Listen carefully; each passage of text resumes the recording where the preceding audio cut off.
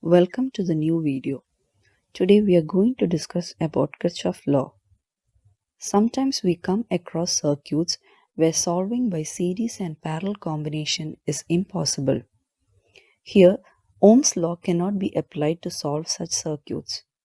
This happens when there are more than one EMF in the circuit or when resistors are connected in a complex manner. Such circuits are called complex circuits. So to solve such complex circuits, we use Kirchhoff law. Kirchhoff laws concern the algebraic sum of the voltages around a loop and currents entering or leaving a node. The word algebraic is used to indicate that summation is carried out taking into account the polarities of voltages and the direction of current. The law that deals with the current flowing around a closed circuit are called as Kirchhoff current law, while the law that deals with the voltage source present in a closed circuit is called as Kirchhoff's voltage law. Let us discuss about some of the common terms used here. Circuit, a closed loop conducting path in which an electrical current flows, is called a circuit. A node is a point at which two or more elements are joined together. A node is indicated by a dot. Branch, a single or a group of components such as sources or resistors which are connected between two nodes are called as branch. Path, a single line of connecting sources or element is called as path. Loop, any closed path along a circuit that does not come across the same node more than once is called as a loop. Kirchhoff current law.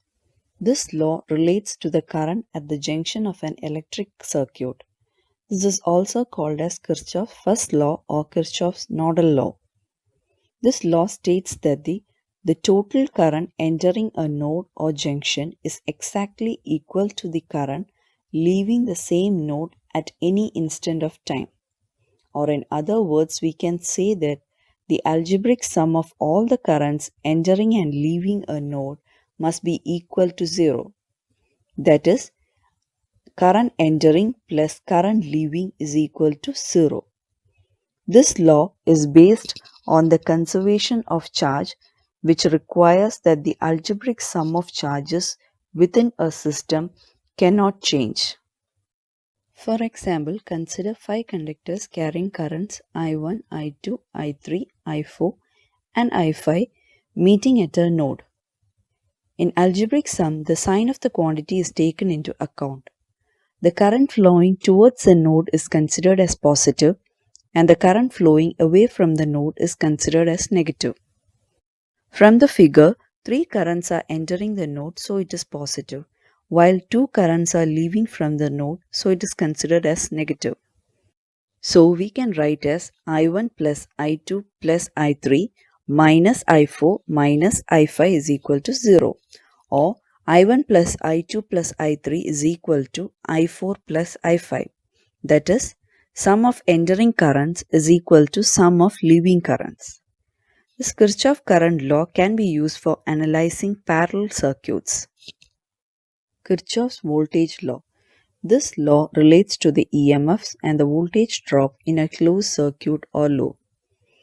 This law states that in any closed loop network, the total voltage around the loop is equal to the sum of all the voltage drop within the same loop, and this is also equal to 0. In other words, we can say that the algebraic sum of all the voltages within the loop must be equal to 0. We can also state this law in terms of voltage rises and drop. The sum of the voltage rises and drop in a closed loop at any instant of time is equal. This law is based on the law of conservation of energy, where voltage is energy or work per unit charge. So, if we start from one node in a loop, move along the closed loop and come back to the same node, then the sum of the potential rises must be equal to the total sum of the potential falls. Let us consider an example circuit. Here we have one voltage source and 3 resistors R1, R2 and R3. We can use any other components like capacitor or inductor instead of resistors. The voltage across the resistors are V1, V2 and V3 respectively. So if we are moving in the clockwise direction, the first element that comes across is the voltage source Vs.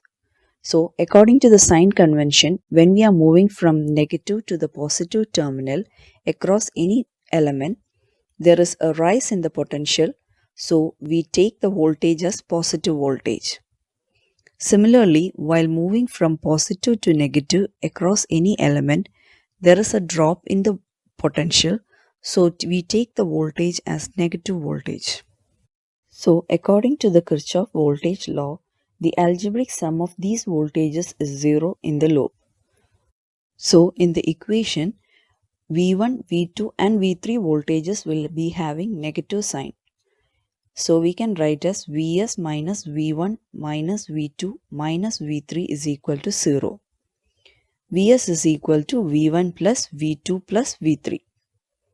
It is important to maintain the direction either clockwise or anti-clockwise, or the final sum will not be equal to 0. This law can be used while analyzing the series circuit. Thank you for watching the video. For more details, please visit our website or mail to us.